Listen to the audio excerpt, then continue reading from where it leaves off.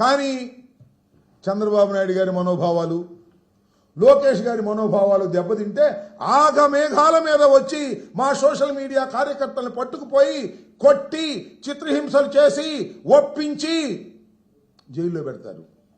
నెలల తరబడి వాళ్ళ జైల్లో ఉండేటువంటి పరిస్థితి. చట్టం తెలుగుదేశం వారికి ఒకటి, వైసీపీకి ఒకటి ఉంటుందా ఈ రాష్ట్రంలో, ఈ దేశంలో? ఈ ప్రశ్నకు సమాధానం చెప్పవలసినటువంటి బాధ్యత ఈ ప్రభుత్వానికి, హోమ్ డిపార్ట్మెంట్కి ఉందా లేదా అనేది ఇక్కడ ప్రశ్న. ఇది నేను చేయబోయే ప్రజాస్వామ్య పద్ధతుల్లో నిరసన. రెండవది, న్యాయస్థానాలకి ప్రైవేట్ కంప్లైంట్ పడేస్తామా, లేకపోతే డిస్ట్రిక్ట్ పోలీస్ కంప్లైంట్ అథారిటీకి వెళ్తామా, లేక హైకోర్టుకు వెళ్తామా, లేక సుప్రీంకోర్టుకు వెళ్తామా? దాన్ని మా న్యాయవాదులతో, ఇక్కడ మా జిల్లా న్యాయవాదులతోనూ రాష్ట్ర న్యాయవాదులతోనూ చర్చించుకున్న తర్వాత దానికి కూడా మేము వెళ్తాం. నేను చెప్పదలుచుకున్నది టోటల్గా ఏమిటంటే, మేము ఇచ్చినటువంటి కంప్లైంట్ కాగితం లాజికల్గా ఎండ్ అయ్యేంత వరకు చట్టబద్ధంగా పోరాటం చేయడానికి సిద్ధంగా ఉన్నామని ఈ సందర్భంగా నేను చెప్పడం కోసమే ఈ రోజు ఇంత కసరత్తు చేస్తున్నాం. పొద్దునంతా నేను హైదరాబాద్లో హైకోర్టుకు సంబంధించినటువంటి న్యాయవాదులతో మాట్లాడాం, మాకున్నటువంటి ఇక్కడ లీగల్ సెల్ న్యాయవాదులతో మాట్లాడాం. అందరితో మాట్లాడిన తర్వాత ఈ కంక్లూజన్కి రావడం జరిగింది. తర్వాత నెక్స్ట్ దానికి కూడా వెళ్తామని.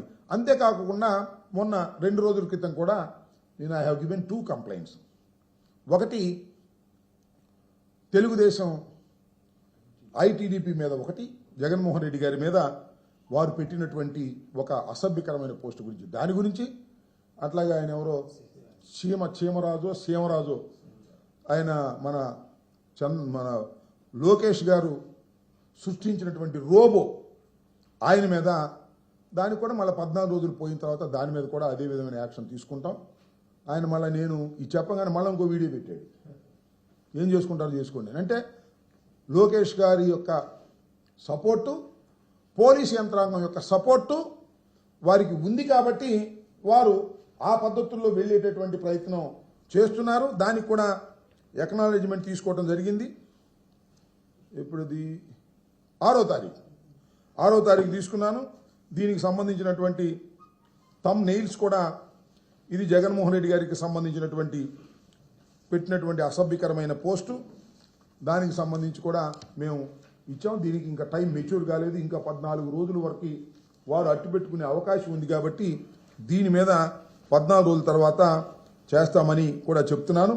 అలాగే నా మీద కూడా ఇవన్నీ పెట్టారని, ఇవన్నీ చదివితే మళ్ళీ ట్రోల్ చేస్తున్నారు. నేను అట్లా ట్రోలింగ్ భయపడేవాడిని కాదు. నన్ను ఎన్ని ట్రోల్ చేసుకున్నా నేనేం పెద్ద భయపడే వ్యక్తిని కాదు. దానికి కావాల్సినటువంటి రెమెడీస్ ఏంటో మేము చూస్తాం.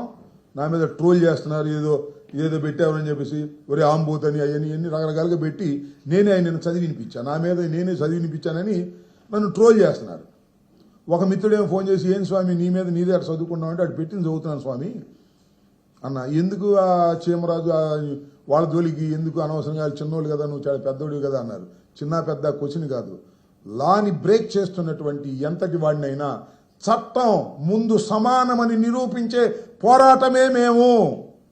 ఆయన చీమరాజైనా సీమరాజైనా, లోకేష్ బాబు సృష్టించినటువంటి రోబో అయినా చట్ట వ్యతిరేకంగా ప్రవర్తిస్తే వెంట పడుతుంది చట్టం అని నిరూపించడం కోసం ఎక్కడి దాకా అయినా వెళ్తామని చెప్పేందుకే ఈ ప్రయత్నం చేస్తున్నామని కూడా ఈ సందర్భంగా నేను